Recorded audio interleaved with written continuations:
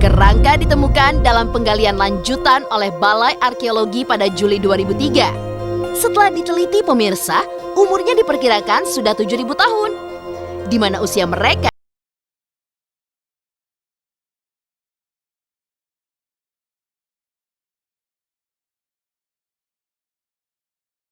tidak sampai setua manusia sekarang. Meninggalkan sepenggal cerita mengenai Gua Sunyaragi yang konon katanya penuh misteri, rupanya masih banyak lagi beberapa gua-gua lainnya di tanah air yang konon juga menyeruak kisah-kisah misteri hingga membuat penasaran bagi siapa saja yang melihatnya. Lantas, gua-gua mana sajakah yang konon menyimpan kisah misteri serta bersejarah itu? Ini dia pemirsa, Gua Pawon. Ada keindahan purbakala di balik bukit yang tergerus pertambangan batu di Padalarang, Kabupaten Bandung, Jawa Barat, yaitu situs Gua Pawon. Konon katanya, situs ini menawarkan pengalaman wisata yang menakjubkan. Dalam sejarahnya, Gua Pawon konon katanya menjadi tempat napak tilas yang pernah ditinggali oleh manusia purba. Panjang Gua Pawon sendiri sekitar 40 meter dan lebarnya sekitar 16 meter. Gua ini konon katanya menjadi buah bibir ketika peneliti menemukan fosil kerangka manusia purba berusia 7.300 hingga 9.500 tahun silam di dalam gua. Fosil kerangka manusia purba dengan posisi meringkuk bisa disaksikan di bagian tengah gua, di mana fosil ada di ruang yang agak menjorok ke dalam dan dibatasi pagar besi. Namun, fosil ini hanyalah replika. Fosil aslinya sendiri konon katanya yang ditemukan pada 2004 silam, di mana sekarang disimpan di Balai Arkeologi Bandung. Menurut situs Dinas Pariwisata dan Kebudayaan Provinsi Jawa Barat, gua ini pernah diteliti oleh peneliti Belanda bernama A.C. de Jong dan Gar von Koningswald pada tahun 1930 hingga 1935. Konon katanya, peneliti menemukan peralatan seperti anak panah, pisau, penyerut, gelang batu, batu asa dari zaman pre-Neolitik. Di zaman itu, manusia purba mulai menetap di gua-gua ceruk atau perbukitan gamping. Peralatan-peralatan kebudayaan tadi konon katanya berbahan obsidian, kalsidon, kuarsit, rijang, dan andesit. Dan berdasarkan penemuan itulah, konon katanya awal penamaan Pawon, di mana Pawon dalam bahasa Indonesia yang berarti dapur. Konon pada 2003 hingga 2004 silam, hasil ekskavasi peneliti menemukan berbagai bentuk artefak, fitur, dan ekofak yang sedikit menguak gambaran gua ini di masa silam. Artefak itu terdiri dari gerabah, pecahan keramik, alat serpi, alat tulang, alat batu pukul, sisa perhiasan berbahan gigi hewan, dan moluska.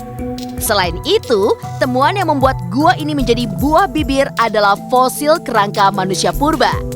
Jika diperhatikan pemirsa, konon katanya tekstur batuan gua mirip sekali karang laut. Ada dugaan, dahulu gua ini adalah tepian Danau Bandung Purba.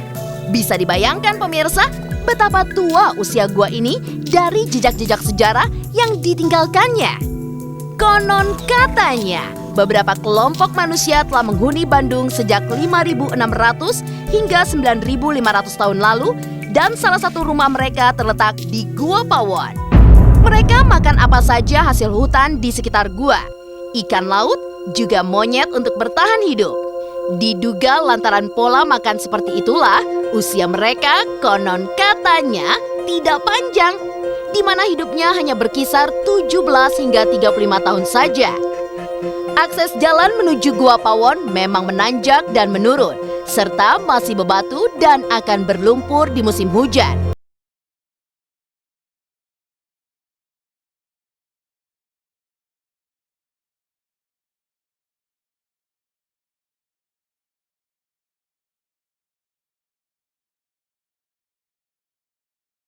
Besar. Kerangka ditemukan dalam penggalian lanjutan oleh Balai Arkeologi pada Juli 2003.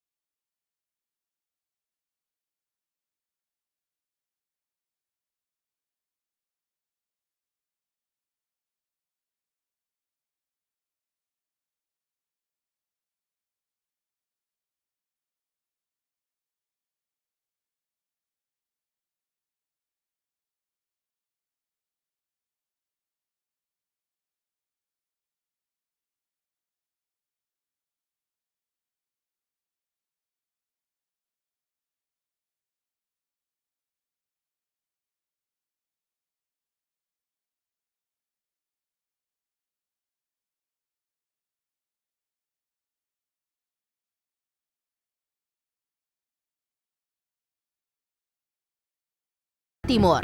Ia pernah menuntut ilmu di pesantren Kuala Aceh selama 8 tahun, kemudian memperdalam Islam di Baghdad pada usia 27 tahun hingga menunaikan ibadah haji. Setelah berhaji, ia kembali ke Jawa untuk membantu misi Sunan Gunung Jati menyebarkan agama Islam di Jawa Barat. Awalnya, Abdul Muhyi menyebarkan Islam di Dharma Kuningan dan menetap di sana selama 7 tahun. Selanjutnya pemirsa, ia mengembara hingga ke Pamengpeuk, Garut Selatan selama setahun. Abdul Muhyi konon katanya melanjutkan penggembaraannya hingga ke daerah Batuwangi dan Lebak Siu. Setelah 4 tahun menetap di Lebak Siu, ia bermukim di dalam goa yang sekarang dikenal sebagai Gua Safarwadi dengan maksud untuk mendalami ilmu agama dan mendidik para santrinya. Keberadaan Goa Safarwadi ini erat kaitannya dengan kisah perjalanan Syekh Abdul Muhyi. Dikisahkan pada suatu saat ia mendapatkan perintah dari gurunya, yakni Syekh Abdul Rauf Singkel, yaitu dari Kuala Aceh untuk mengembangkan agama Islam di Jawa Barat di bagian selatan. Sekaligus mencari tempat yang disebutkan dalam ilham dengan sebuah gua khusus sebagai tandanya.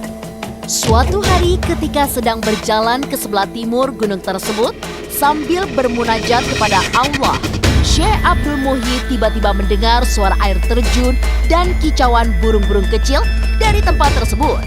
Ia kemudian melangkah turun ke tempat di mana suara itu berada. Dan di sana, ia melihat sebuah lubang besar yang ternyata sesuai dengan sifat-sifat gua yang ciri-cirinya telah ditunjukkan oleh gurunya.